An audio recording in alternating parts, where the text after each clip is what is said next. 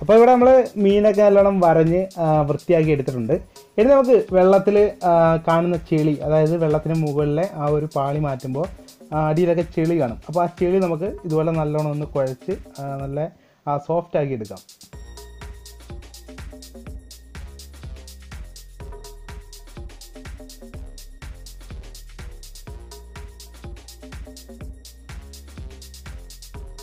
ഇനി നമുക്ക് ഇതുപോലെ മണ്ണിൽ ഒരാലയുടെ ഷേപ്പിൽ നമുക്ക് മണ്ണെല്ലാം കട്ട് ചെയ്തെടുക്കാം. നമുക്ക് ചിരട്ടയ്ക്ക് എടുക്കുമ്പോൾ നല്ല നീറ്റായിട്ട് നമുക്ക് ആ ഒരു ഷേപ്പിൽ കിട്ടും.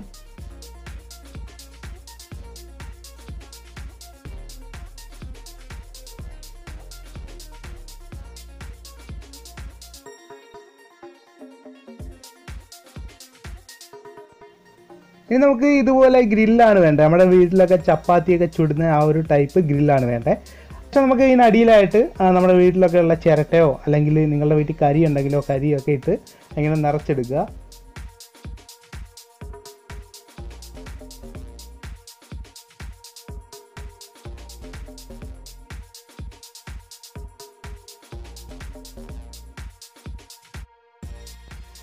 ഇനി നമുക്ക് മസാല ഉണ്ടാക്കുകയാണ് വേണ്ടത്.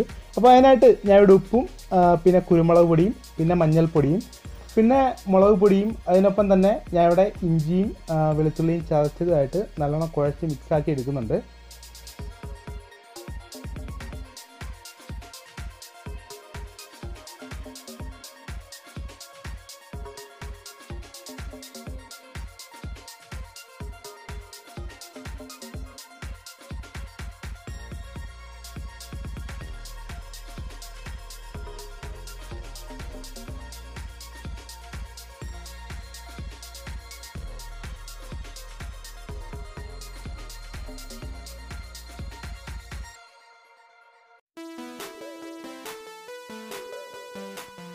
ഇനി നമ്മൾ മസാല വെച്ച് വെച്ച ആ മീൻ നമുക്കൊരു വാഴയിലയിൽ ഇതുപോലെ പൊതിഞ്ഞെടുക്കാം.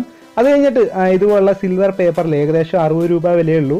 അപ്പോൾ ഇതിനകത്തോട്ട് നമുക്ക് നല്ലോണം പാക്ക് ചെയ്തെടുത്തിട്ട് നമ്മൾ മുമ്പ് എടുത്ത് വെച്ച ഗ്രില്ലിന് മുകളിലായിട്ട് ഒരു വാഴയില വെച്ചിട്ട് നമുക്ക് അതിൻ്റെ മുകളിലായിട്ട് ഇത് വെക്കണം. അത് കഴിഞ്ഞിട്ട് അതിന് തൊട്ട് മുകളിലായിട്ട് നമുക്ക് വീണ്ടും ഒരു വാഴയില ഇടാം. ശേഷം നമുക്ക് ഇതിൻ്റെ മുകളിലായിട്ട് നമ്മൾ മുമ്പ് എല്ലാം മിക്സാക്കി വെച്ച ആ ചെളി ഇതിന് മുകളിലായിട്ട് അട്ടിപോലെ നമുക്ക് പാളിയായിട്ട് ഇങ്ങനെ അടുക്കി ആ ഒരു ലെവലിൽ സെറ്റാക്കി എടുക്കാം. ഇവിടെ നമ്മൾ എല്ലാം തേച്ച് നല്ലോണം മിനുക്കിയിട്ടുണ്ട്. ഇനി ഇതിൻ്റെ നടുവിലായിട്ട് നമുക്കൊരു ഹോൾ ചെയ്യണം. എന്തിനാണെന്ന് വെച്ചാൽ ഇതിൻ്റെ നടുവിലൂടെ ആവി പോകാനായിട്ട്. ശേഷം നമുക്ക് തീ കൊടുക്കാം.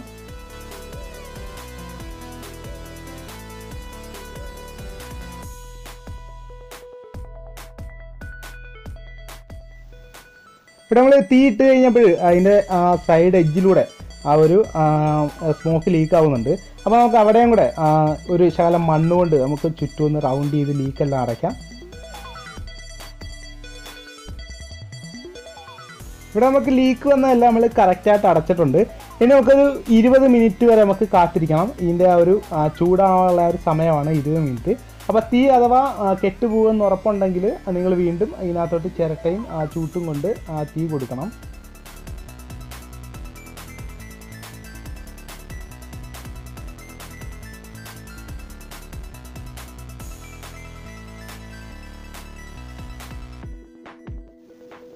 ഇപ്പോൾ ഏകദേശം 20 മിനിറ്റ് കഴിഞ്ഞിട്ടുണ്ട്. അപ്പോൾ ഇതിനുള്ളിൽ നമ്മൾ വെച്ച മീൻ കറക്റ്റായിട്ട് വെന്തിട്ടുണ്ട്.